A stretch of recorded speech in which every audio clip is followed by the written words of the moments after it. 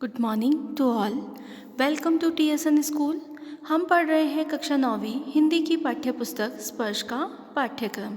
आज हम स्पर्श के पदभाग से पाठ 10 पढ़ेंगे। पाठ 10 में आपको कवि सिया राम शरण गुप्त द्वारा लिखी गई एक बहुत ही अद्भुत कविता दी गई है, जिसका शीर्षक है एक फूल की चाह। एक फूल की चाह गुप्त जी द्वारा लिखी गई एक बहुत प्रसिद्ध कविता है। आपकी पाठ्य पुस्तक में जो भाग दिया गया है वो कविता का एक छोटा सा हिस्सा है। ये जो कविता है आपकी एक फूल की चाह, ये छुआछूत की समस्या पर केंद्रित है। कविता जो दी गई है ये किस पर केंद्रित है? पूरी कविता छुआछूत की समस्या पर केंद्रित है। इस कविता में एक लड़की मरणासन अवस्था में अपनी इच्छा जागृत करती है और उस अंतिम इच्छा को पूर्ण करने के लिए उसके पिता पूरी कोशिश करते हैं। हम सिया राम शरण जी का कुछ परिचय जान लेते हैं। सिया राम शरण गुप्त का जन्म झांसी के निकट चिरगांव में सन 1895 में हुआ था। राष्ट्रकवि मैथिली शरण गुप्त इनके बड़े भाई थे। गुप्त जी के पिता भी कविताएं लिखते थे। इस कारण परिवार में ही इन्हें कविता के संस्कार स्वतः प्राप्त हुए। गुप्त जी महात्मा गांधी और विनोबा भावे के विचारों के अनुयायी थे। इसका संकेत इनकी रचनाओं में भी मिलता है। गुप्त जी की रचनाओं का प्रमुख गुण है कथात्मकता, मतलब बात को कहना। इन्होंने सामाजिक कुरीतियों पर करारी चोट की है। देश की ज्वलंत घटनाओं और समस्याओं का जीवंत चित्र इन्होंने प्रस्तुत किया है। मतलब समाज में जो बुराई है, जो कुरीतियाँ हैं, जो पुराने रीति है, उस पर इन्होंने व्यंग किया है। इनके काव्यों की पृष्ठभूमि अतीत हो या वर्तमान, इनमें आधुनिक मानवता की करुण यातना द्वंद्व समन्वित रूप में उभरता है। इनकी कविताओं का विषय चाहे कैसा भी रहा हो, लेकिन मानव की करुण यातनाएं इनके विषयों का मूल रूप था।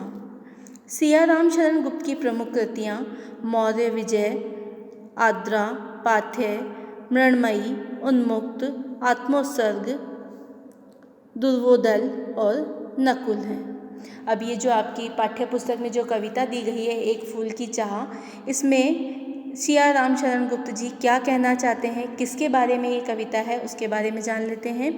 एक फूल की चाह गुप्त जी की एक लंबी और प्रसिद्ध कविता है। प्रस्तुत पाठ उसी कविता का एक अंश मात्र है, एक छोटा सा हिस्सा है, मैंने आपको बताया। पूरी कविता छुआछूत की समस्या पर केंद्रित है।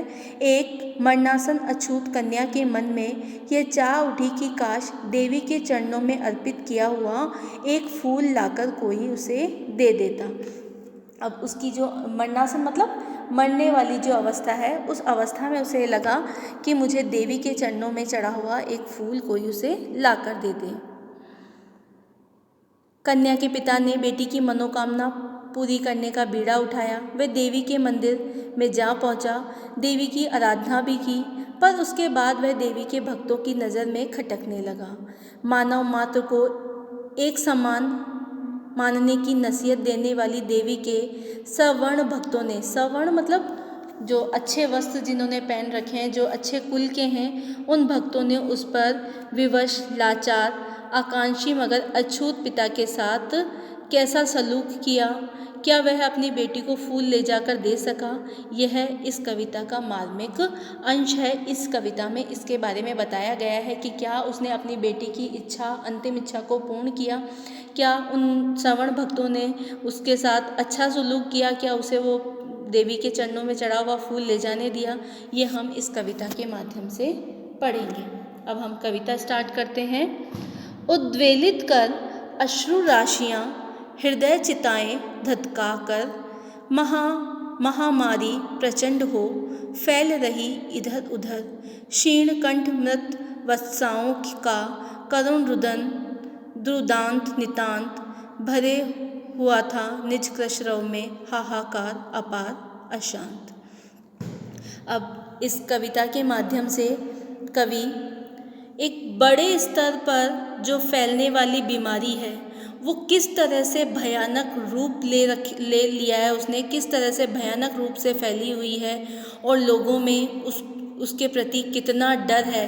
जैसे अभी वर्तमान में हमारे यहाँ पर कोविड-19 कोरोना बीमारी चल रही है, वो हमारे दिलो दिमाग में सब तरफ से इतना घर कर गई है कि अब हम किसी चीज़ को छूने मात्र से भी डरते हैं। उसी प्रकार की एक बड़े स्तर पर, पूरे विश्व के स्तर पर फैली हुई एक बीमारी जो बड़ी भयानक रूप ले चुकी है, जिसने लोगों की भावनाओं को ठेस पहुंचाया है, इस तरह का डर बैठा दिया है कि लोग उससे डरने लगे हैं। उद्वेलित कर अश्रु राशियाँ, हृदय चिताएं धधकाकर महामारी प्रचंड हो फैल रही इधर उधर। करुण रुदन द्रुदांत निदांत भरे हुआ था निज कृशरव में हाहाकार अपार अशांत। उद्वेलित का अर्थ होता है भाव विभोल करना या फिर भाव मग्न हो जाना। अश्रु राशियाँ मतलब आंसुओं की झड़ी। महामारी का अर्थ होता है बड़े स्तर पर फैलने वाली बीमारी। क्षीण मतलब दबी या कमज़ोर आवाज़। मृत वत्साओं का मतलब होता है ऐसी माँ जिसकी संतान मर गई हो। द्रुदांत का अर्थ होता है मतलब ऐसा कोई कार्य जिसको दबाना कठिन हो, वश में करना कठिन हो।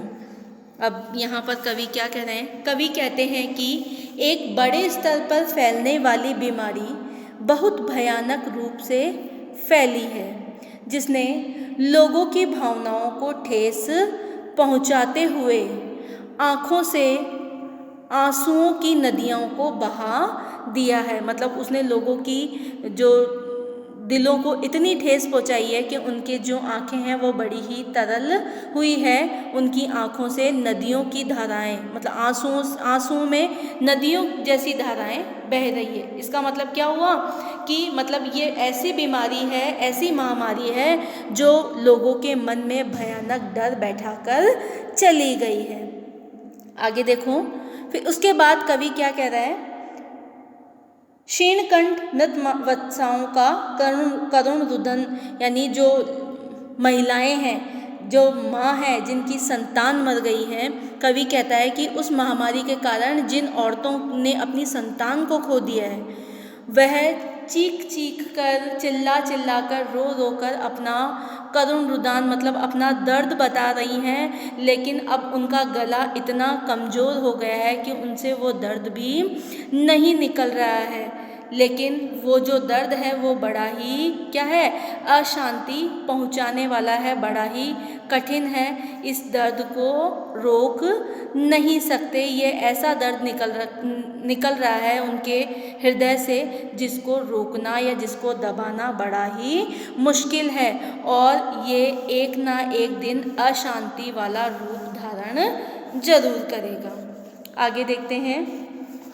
बहुत रोकता था सुखिया को न जा खेलने को बाहर, नहीं खेलना रुकता उसका, नहीं ठहरती वह पल भर। मेरा हृदय कांप उठता था बाहर गई निहार उसे, यही मानता था कि बचा लूँ किसी भांति इस बार उसे। अब कवि आगे क्या कह रहा है? यहाँ से कविता स्टार्ट होती है हमारी, क्योंकि पहले वाला जो पद था उसमें कवि ने बताया कि किस प्रकार से जो बड़े स्तर पर बीमारी फैली है। अब आगे की पंक्तियों में कवि बता रहे हैं कि एक पिता और पुत्री जिसका नाम है सुखिया, उसके बारे में बता रहे हैं कि वो कितनी चंचल है, रोकने से भी, घर के बाहर जाने से नहीं रुकती है।